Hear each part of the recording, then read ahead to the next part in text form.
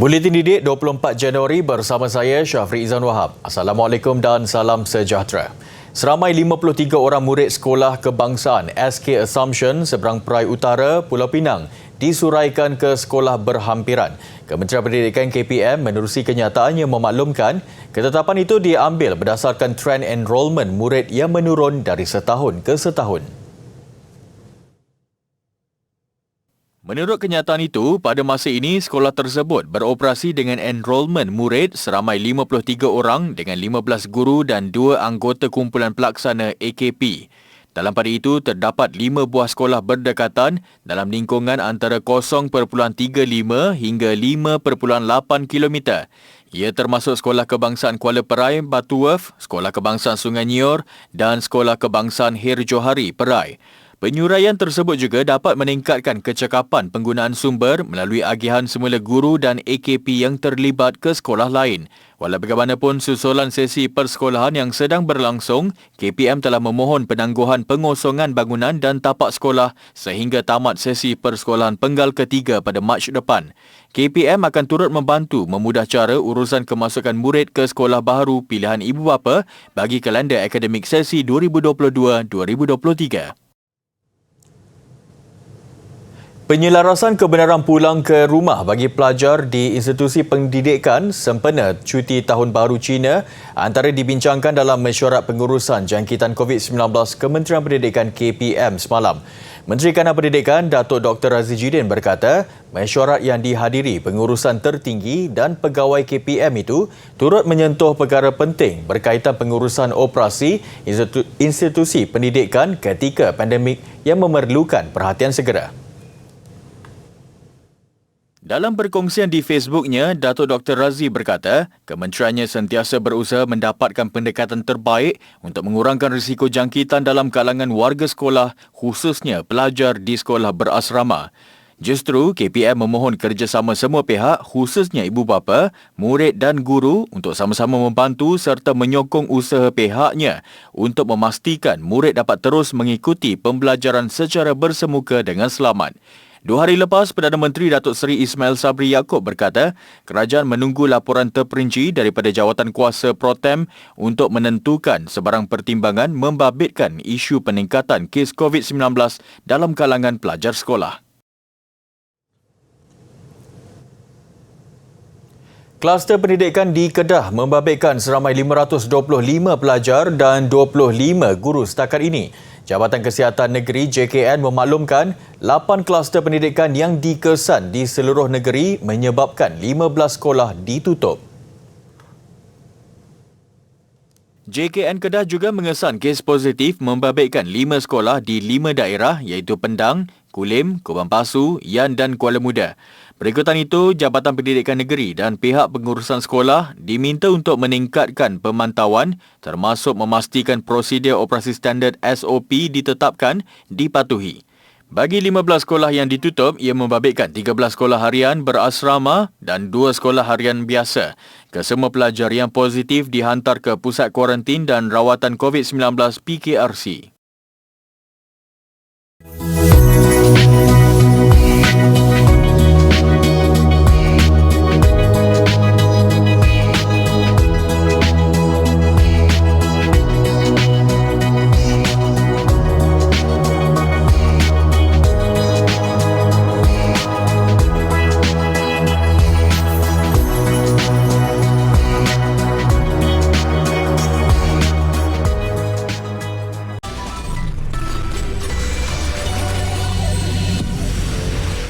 Sembilan sekolah yang sebelum ini ditutup akibat kebakaran di tapak pelupusan sampah Pulau Burung, Nibong Tebal, Pulau Pinang dibuka semula pada hari ini. Ibu bapa dan pelajar terbabit lega dengan pembukaan semula sekolah serta penyambungan pengajaran dan pembelajaran secara bersemuka susulan pencemaran udara yang semakin pulih. Tinjauan di Sekolah Menengah Kebangsaan Seri Nibong mendapati kehadiran pelajar seperti biasa. Selain dihantar oleh ibu bapa, perkhidmatan bas sekolah juga didapati sudah kembali beroperasi. Waris pelajar yang ditemui jelas lega dengan pembukaan semula sekolah selepas 3 hari ditutup kerana tidak mahu sesi pembelajaran terganggu khususnya bagi kelas peperiksaan awam. Alhamdulillah kan dah lama, dah dulu PKP kan. Ni apa acak pula. Jadi pembelajaran tu kira terganggu kan. Jadi boleh sekolah ni alhamdulillah. Pihak sekolah dah nyatakanlah SOP ataupun penjagaan diri yang lebih ketat lah. Memandangkan setakat semalam masih 51% lagi kebakaran masih tak dapat dipadamkan. Tapi pihak bomba sudah cuba sebaik mungkin. Tapi alhamdulillah lah pagi ni saya tengok cuaca pun macam okey. Baguslah untuk pelajar-pelajar sebab dah lama cuti kan. Jadi alhamdulillah lah ni semoga kebetulan anak saya pula dia akan mendapat peperiksaan SPM. Jadi dengan adanya sekolah ni saya berharap supaya dia dapat mengekalkan prestasi dia lah. Sebab kata kalau belajar cara online PDP di rumah ni rasanya tak sama dengan bersemuka ni lah. 10 sekolah di daerah seberang Perai Selatan diarah tutup selama 3 hari dari 19 hingga 21 Januari lalu ekoran pencemaran udara yang serius akibat kebakaran di tapak pelupusan sampah. 2 hari lepas, Jawatan Kuasa Bencana Daerah memutuskan untuk membuka semula 9 sekolah setelah mengambil kira keadaan cuaca yang bertambah baik. Manakala sekolah jenis kebangsaan Tamil Bairam yang terletak berhampiran dengan kawasan kebakaran masih ditutup. Kebakaran di tapak pelupusan sampah seluas 6.5 hektar itu masuk ke hari ke-13 hari ini selepas kejadian dikesan pada 12 Januari lalu dan ia belum dapat dipadamkan sepenuhnya. Polis Diraja Malaysia PDRM julung kalinya akan melaksanakan penguatkuasaan secara digitalisasi menerusi Ops Selamat 17 yang akan bermula 28 Januari ini sehingga 6 Februari depan sempena Tahun Baru Cina. Penguatkuasaan membabitkan penggunaan alat kamera pengesanan laju atau in-car radar serta Intelligent Compound Online System ICOPS yang memberi nilai tambah berbanding penguatkuasaan biasa. In-car radar dan ICOPS akan digunakan di setiap kereta peronda lebuh raya yang membuat penugasan di sepanjang lebuh raya termasuk lebuh raya plus. Kedua-dua peralatan ini amat membantu dalam menyimpan serta membina data profil kenderaan secara sistematik bagi rekod analisa PDRM pada masa kini dan hadapan. In-car radar ni menentukan bahawa pemandu akan mematuhi jalan raya, tidak membawa kenderaan di tempat-tempat yang sepatutnya dalam 100 bawah pada 110 km untuk memandu dengan deras ni apa semua. So mana-mana kalau ICOP ini ada satu sistem ataupun yang mana kita boleh melihat kenderaan nombor plate kenderaan, sama ada kenderaan itu mempunyai kenderaan itu telah didaftarkan sebagai kenderaan yang disaman dan waran tangkap telah dikeluarkan. Selepas hampir 2 tahun tidak dilaksanakan berikutan Perintah Kawalan Pergerakan PKP, Ops Selamat 17 masih mengekalkan tema sama iaitu Rumah Selamat, selamat sampai ke destinasi. Plus dijangka menerima lonjakan jumlah kenderaan 1.6 juta sepanjang cuti sambutan Tahun Baru Cina. Ia adalah peningkatan 17.4% berbanding 1.4 juta kenderaan pada hari biasa. Mengangkat tema keluarga Malaysia, bertunjangkan titik kebersamaan dan kesyukuran dalam kalangan rakyat berbilang bangsa. Semua itu diterjemahkan menerusi projek khas iklan komersial berkonsepkan opera Cina bagi menghidupkan kembali persembahan budaya klasik masyarakat Tionghoa. Siang tadi berlangsungnya sesi penggambaran terakhir iklan komersial berkenaan yang diadakan di Pasar Seni Ibu Negara. Berdurasi selama seminit, ia akan ditayangkan pada malam Tahun Baru Cina di semua platform televisyen dan media sosial. Memang membesar dengan menonton Chinese opera. Macam saya originally daripada Batu Pahat, memang kat kampung Batu Pahat ni banyak je opera pop-up kan dekat kampung-kampung jiran-jiran kita. So terinspirasi dari sinilah kita rasa macam kenapa tak kita portray satu seni yang actually kita grow up together. It would be fun for us to also share back for Malaysia. To link back with the Chinese New Year, actually the value that kebersamaan in this TVC yang menjadikan dia sesuai untuk tayangan rakyat Malaysia sepanjang Tahun Baru Cina ini. Iklan komersial terbabit mengisahkan kehidupan pelakon opera Cina, Xiu Lin, yang berdepan dilema mempertahankan seni budaya itu. Dengan azam dan tekad, dia dibantu pekerja bapanya yang terdiri daripada berbilang bangsa dan latar belakang.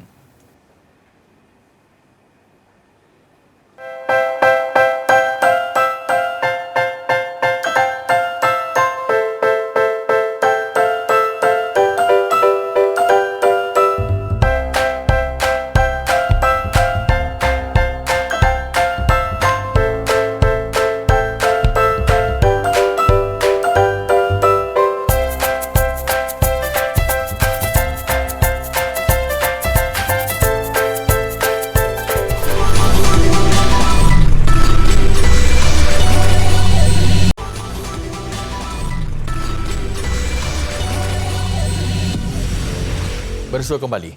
50 penuntut Universiti Malaysia Sabah UMS menyertai sesi program pengenalan memanah tradisional yang dikendalikan Rauja Archery dengan kerjasama Kelab Memanah Kesatria Kota Kinabalu Sabah.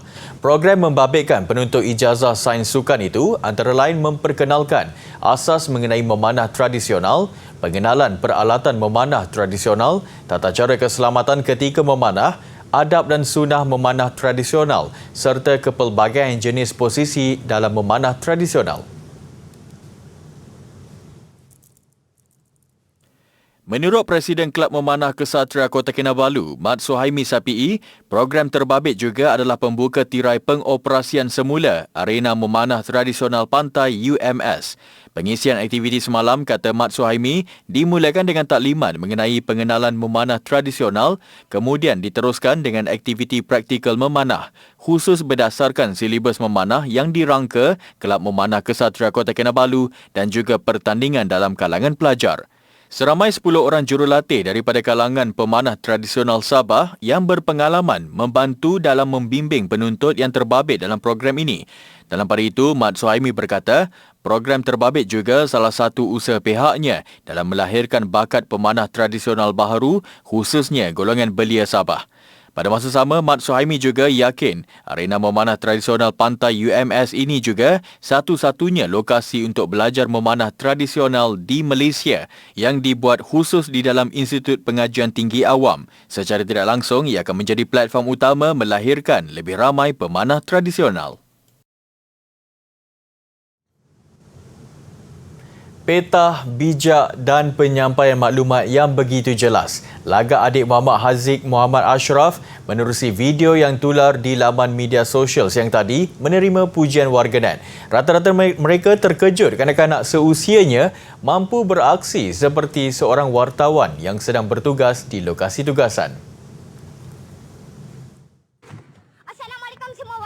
Video berdurasi 2 minit 47 saat itu menjadi perbualan ramai netizen dengan kepetahannya bercakap dan berkongsi maklumat apa yang berlaku berhampiran dengan kediamannya.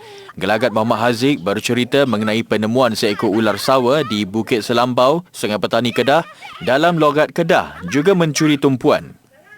Saya betul-betul terkejut. Mula-mula ceritanya saya berada di rumah. Saya berada di rumah sedang membuatkan kerja sekolah. Dan lepas saya buat kerja sekolah tu, kami terima mesej daripada Encik Atan, daripada Atan Costa. Daripada Atan Costa kami menerima mesej dan dia cakap bahawa ada seekor ular sawa yang besar sedang berada di dalam longkang. Longkang ni macam ni lah. Tapi dia duduk kat dalam tu. Saya nampak amat-amat besar dan dia sedang kenyang dan besar lah. Dia tak tahu, kita tak tahu dia makan apa. Kita tengok naik tinggi ke ayak ni. Kita ingat kan sampah lekat ke apa ke kan. Rupa-rupanya ular sawa yang amat-amat besar dan amat-amat dahsyat. Kita saksikan sama-sama ular sawa yang amat-amat besar. Gaya Muhammad Haziq turut dikatakan seperti seorang wartawan yang sedang melakukan lintas langsung ala-ala walk and talk hingga menyebabkan video itu mempunyai lebih 15,000 tanda suka dan telah dikongsi sebanyak 11,000 kali di laman Facebook. Adik Haziq juga aktif di laman Facebook dengan membuat video membuat kuih bersama emak dan adiknya.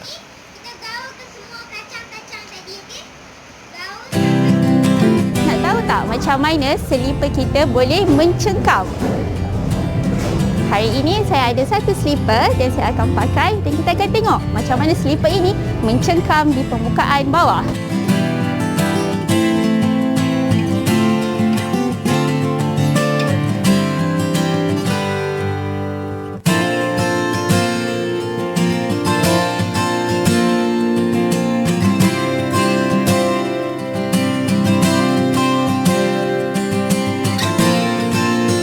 Ada lihat tak tadi yang seperti akak berdiri di atas platform, akak tidak jatuh. Sebab apa ya? Okey, apa yang berlaku adalah disebabkan konsep geseran. Geseran adalah daya yang berlawan dengan gerakan yang berlaku di antara dua permukaan saling bersentuhan. So, semakin tinggi daya geseran, semakin tinggi jugalah daya cengkaman. Sebab itu, setiap bahan yang menghasilkan cengkaman yang berbeza. Agak-agaknya, selipar adik-adik, tapak dia diperbuat daripada bahan apa?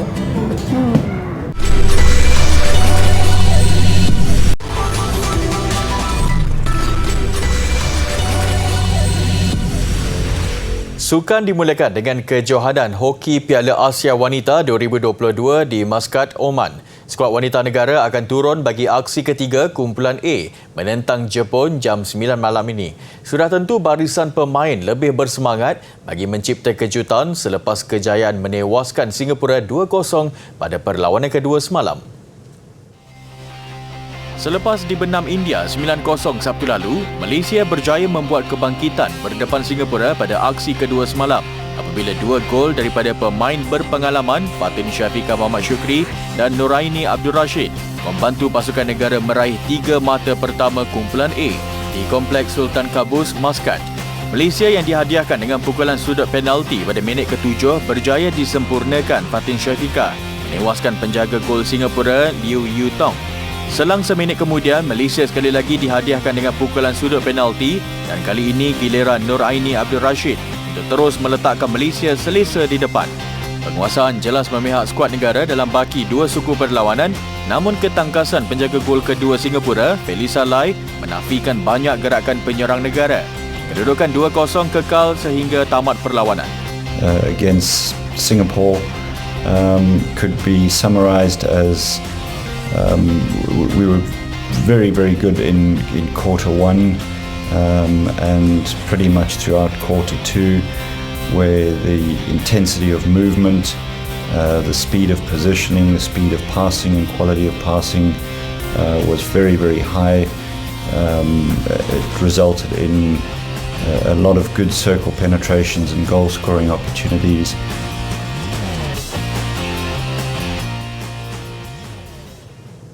Saingan Grand Final PUBG Mobile Dunia melabuhkan tirainya semalam dengan wakil China Nova Esport gah bergelar juara untuk membawa pulang hadiah wang tunai berjumlah $1.59 juta Amerika. Sementara dua wakil negara, Team Secret dan Four Rivals Alliance sekadar berpuas hati di tempat ke-12 dan 14 keseluruhan. Namun ia pengalaman yang cukup mengujakan, lebih-lebih lagi permainan PUBG turut akan dipertandingkan pada dua tamasya besar tahun ini di Sukan C di Hanoi, Vietnam dan Sukan Asia Hangzhou, China. Hari terakhir saingan, nyata usaha keras dilakukan dua wakil negara, Team Secret dan Four Rival Alliance untuk mendapatkan tempat terbaik berbaki 6 pusingan. Team Secret nyata paling menonjol, menamatkan permainan di tempat keempat pada pusingan ke-14 sebelum meraih kedudukan ketiga pada pusingan seterusnya. Four Rivals pula bermula baik pada pusingan ke-13 sebelum berdepan kesukaran untuk mengawal permainan.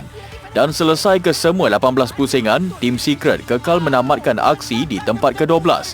Sementara Four Rivals jatuh satu anak tangga, mengakhiri saingan di kedudukan ke-14. We were a bit struggling because of different rotation. People are studying our rotation as well. And in a new venue for us to play, it's a bit hard for us to get adapt, especially for a kid. And there's a lot of mistakes here and there. But overall, we learned something new and we hope we can do better next time. Kami mendapat point ranking sebanyak 59 poin dan 38 point elimination. So kami berjaya hanya di tempat 14 lah. So tapi kami dah cuba yang terbaik dan itulah resultnya. Mungkin ada kesilapan yang perlu diperbaiki untuk menghadapi season-season yang akan datang. Dengan juara, Nova Esport membawa pulang hadiah utama berjumlah $1.59 juta Amerika. Team Secret di tempat ke-12 selepas mengumpul 116 mata turut meraih hadiah wang tunai berjumlah $60,000 Amerika. Manakala Four Rivals $57,000 Amerika, hasil pencapaian mengumpul 96 mata di tempat ke-14. Liga Futsal Premier Malaysia MPFL, Kedah berjaya meraih kemenangan selepas mengatasi Selangor Tod United 4-2 pada aksi yang berlangsung malam semalam.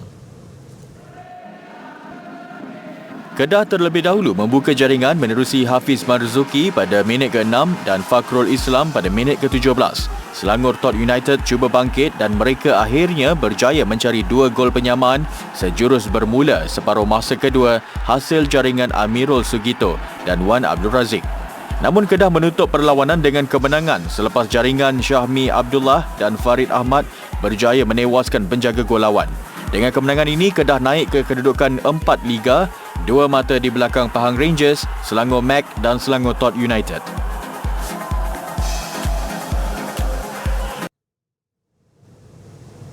Selepas dimulakan di negara ini sejak Rabu lalu, acara larian baton Sukan Commonwealth 2022 di Malaysia sampai ke penghujungnya. Siang tadi, larian terakhir berinspirasikan Bulan Pendidikan Sukan apabila baton dibawa ke Kedutaan Britain untuk dipamerkan.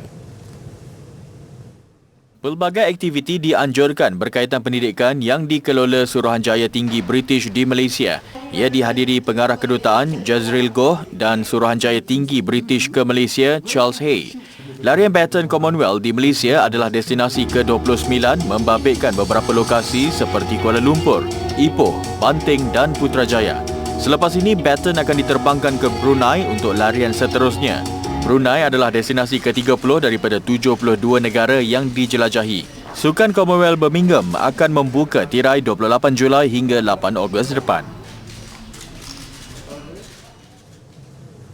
Aksi bola sepak Piala Asia Wanita 2022 di Mumbai, India. China berjaya melakar kemenangan bergaya menumpaskan Iran 7-0 dalam aksi kumpulan A. Manakala perlawanan India menentang Taiwan terpaksa ditunda ekoran kes pemain tuan rumah positif COVID-19.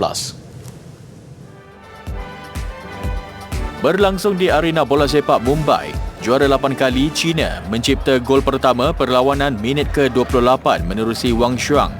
Dan menuju tamat separuh masa pertama, Zhao Yuyi menjadikan kedudukan 2-0. Kembali selepas rehat, penguasaan China terus gagal disekat Iran dengan pelawat terus berpesta gol. Wang Shuang sekali lagi mencatat nama selaku penjaring apabila mudah menyempurnakan sepakan penalti minit ke-49. Wang Shansha pula terus menambah derita Iran dengan menyumbat 2 gol untuk kedudukan 5-0 sebelum Tang Jiali dan jaringan sendiri pemain Iran Fatimah Adeli melengkapkan kemenangan bergaya 7-0 China. Persembahan tarian singa dalam air di Aquaria KLCC mengakhiri buletin didik malam ini. Saya Syafri Izan Wahab, salam hormat. Assalamualaikum, jumpa lagi.